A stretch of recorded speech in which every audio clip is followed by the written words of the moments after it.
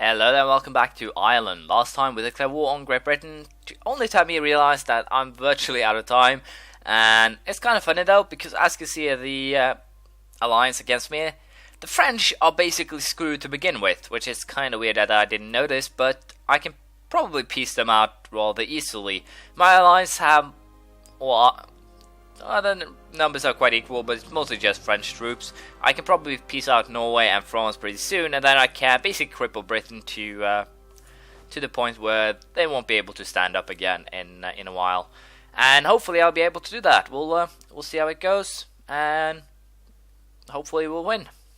As you can see, we found the British army and basically destroyed it pretty easily. I believe they're still at 18, so our military tech is higher than this, and thus it was a rather easy battle. And all that remains now is basically get up or get sieges going, and that shouldn't be too much of an issue.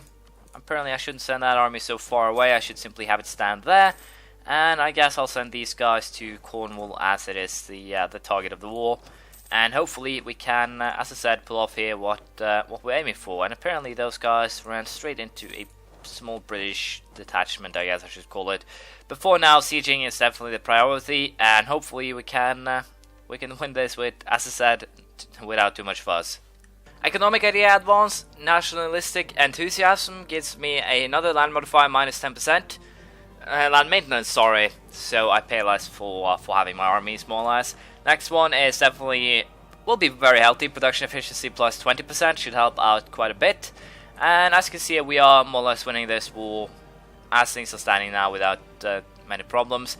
What will be very interesting here is to see if these 55,000 men will actually do something useful, like trying to siege a French province, or just stand here watching these guys unsuccessfully siege one. We're all very interested to see how that actually turns out. We are in control. Because of our superior strength and unmatched leadership, we have assumed leadership in the war against Portugal. For now, we'll handle all the negotiations. So while Portuguese were smart, stupid, annoying enough to declare war on the Incas, I have no idea why, but with that they also end up in a war with Spain, Scotland, Sweden, Brittany. So I kinda can't actually see how they're actually planning to win this with, what, 50,000 men. They're allied with Burgundy and Austria though, so they might actually join in, but other than that I can't actually see how they're planning to win this. But I'll have to wait with actually fighting them until I'm done with this project right here. So once we're done with Great Britain, I guess we'll focus on Portugal. So we'll see how that goes. Hilariously enough, it seems like the French are about to lose a rather big battle. I would guess that this, yeah, it's in the mountains, and thus the front line ain't actually that big. So the fact that they have a lot of troops there does not work to their advantage at all. And as you can see, there are sieges coming along in the border regions here. The provinces, I have no idea which side these guys are on. Connaught, Russia. So they're fighting against them. But yeah, as you can see, the sieges are coming along in basically every region. And I think they're actually fighting back. So it seems like with their loss here, or yeah, the French lost that battle. And with that, I'm pretty sure that they now will suffer some losses otherwise too. The Portuguese will definitely be in troubles here with Spain. And as such, I think I can actually win this without actually doing anything myself, which would be kind of hilarious. But as of now, I will be sieging the British colonies here, and then I guess we'll march my army down to the Portuguese colonies and take revenge, as it were, or fight down there. But as of now, we are definitely winning this war. I think I can get France out of it pretty soon, and that should be enough to basically force whatever terms that I want. So good to know. And as you can see, sieges are definitely almost done here, and the Spaniards will mostly destroy the British Navy right now, which also is, of course, oh wow, that's bad.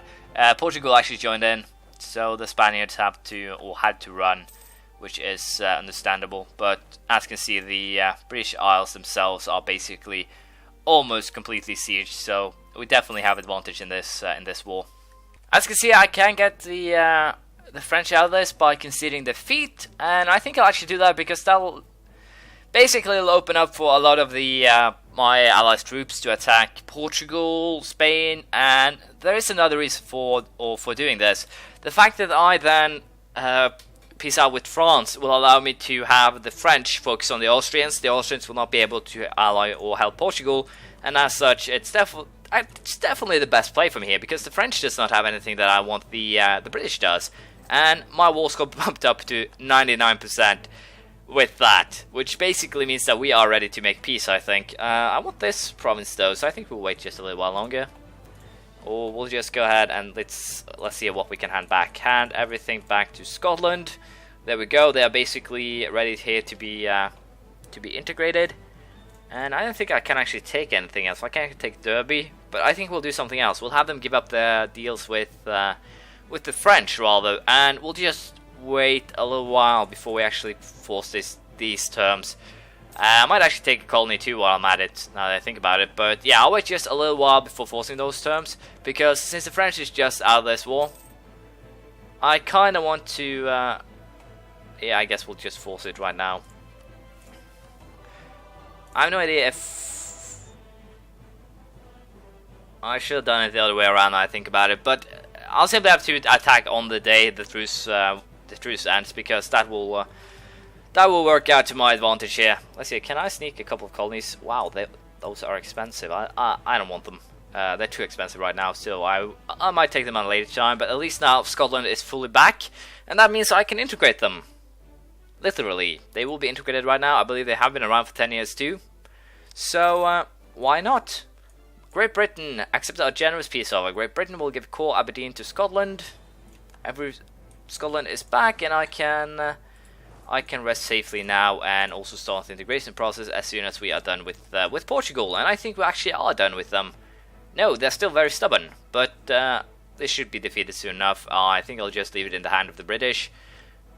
What am I saying? Hand of the British, hand of the Spanish, and we are basically set then for this peace deal over. Apparently, the Spanish did not like what I did just now, so we might actually get severe or complete enemies here. But at least then I can try to get myself back into deal with the Austrians. They aren't that pissed at me, so I guess we'll go ahead and peace out with Portugal here. Take a little bit of cash, and I guess that's it. Can't actually give anything to Spaniards, so we'll do this. Apparently there's a civil war in Mali. Not really interesting for me, but probably Portugal, France, Spain, Great Britain, everyone is probably a little bit interested in that, although I am not. So yeah, we have basically now started the annexation of Scotland. Good for me, I guess. And we are also basically set then to start causing problems for Great Britain. I'll definitely be taking Cornwall next war, releasing as a vassal, have them eat certain parts. I'll have Northumberland probably eat these four, and after that I'm basically set. So we are in a much better situation than we were 3-4 episodes ago, and it's really worked out to my advantage, especially the Cromwell event. So thank you, Mr. Cromwell, or Augustus now. It's taken a Valois. That sucks, because that means the French will definitely show up again. Succession war between Austria and France. That could be hilarious to watch, but hopefully it'll not come to that. So it'll be interesting to see how this actually continues, and if the Spanish now break their alliance with me. So I'll just get going and see what happens. Kind of a scary move here from the Emperor. The Emperor has enacted an imperial reform, Ewige Landfriede, which basically means that no more wars. No more Holy Roman Empire wars, and that is kind of a positive thing for me, but I have no idea. Also, the French are being thrashed by the Russians, which I also find to be hilarious, but for the time being, it seems that I can reinstate my relations that I had with the Austrians here, and that is definitely something that I'd like to do, especially if they turn to Holy Roman Empire, and especially here, as it seems like the Spanish will get rid of me at first chance, more or less. So we'll go ahead, royal marriage Austria, reinstate that. Yeah, Spain broke their alliance with us, so I basically switched out now. Austria and Spain, they basically switched places. We were enemies just a little while ago, now we are allies. Hopefully the Austrians can actually pull all of these off, and thus I'll get the Holy Roman Empire as my ally and friend. But if they can't pull that off, then I kinda am in a little bit of a bad spot, but we'll have to see. I think they'll be my friend for a little while here, especially as things are looking with the Austrians. Or no, with the Spanish it's more like it. I'm really confused today, I have no idea why. Let's see here, Smithy and Economics, we'll take those. 20% extra production efficiency is always good. Should help out quite a bit. But yeah, as I said, with the Spaniards now most likely going after my colonies even, it's definitely more healthy for me to be allied with Austria. They do have good allies themselves, they are more powerful than me, figuratively at least. I think they are, yeah they are. So hopefully I'll be able to rely on Austria's allies if I am attacked, and with that I think I can now trash Great Britain as soon as the truce ends, which is, let's see, Great Britain's 13th of June in 4 years time. So I'll have to focus on remembering that. Supply trains have been unlocked, and with them we get a boost to reinforce speed by 33%. It basically means that I believe my armies will get troops faster. It won't actually have anything to do with how quickly I recover manpower. So basically, it's basically how fast my armies recover their manpower, if that makes sense. It's basically how much or how fast your manpower pool can be pulled into your armies that have suffered casualties. So it's definitely helpful and will be very important during the war. Won't be that important after the war. But especially in the center of the war, it will be. It can most likely be the difference between winning and losing a couple of battles. But for now, we'll have to wait. Still 3 more years to go before we can attack Great Britain again, and it'll be interesting to see how things turn out in the meanwhile. Sweden, your faithful ally is requested to counter-aid in Swedish change government form of the Hansa against the Hansa, Bavaria, Riga, Hesse, and Cologne. We'll accept. We'll probably not fight, but at least will be moral support and. A power for them to use on, well, forcing of the terms, and I'm really kind of certain here that the Swedish will be able to win this without any problems at all. They do have pretty damn good armies. So let's see here. I can apparently choose between naval supplies or grain. A civilization masters on the beasts of the woodlands from which we take our fur have become scarce, and fur hunting is no longer possible in Kyoto. I guess we'll go for naval supplies. I think they'll help a little bit. Hopefully I can get a boost to my my navies, as it were. And I'm still in the process of building a lot of these shipyards, and it's cost a lot of diplomacy points, and it also costs a lot of money.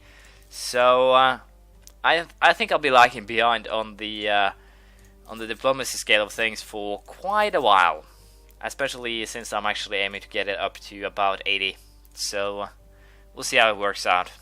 Wow, this is actually something I don't think I've seen before. The AI has actually formed Hindustan, which is kind of surprising, really, but also kind of fun to see. At least that AI can do that. Alice is doing good as usual. Yemen is kind of surprising. Usually just don't see them. Ottomans have taken almost the Mamluks down. Also fun to see, but yeah, Europe is still a mess, and will probably continue to be so for quite a while. But at least there are basically just 4 powers in North America, or the Americas, with me, Spain, Portugal, and Great Britain. It's basically just 3 great powers: Portugal, Spain, and me.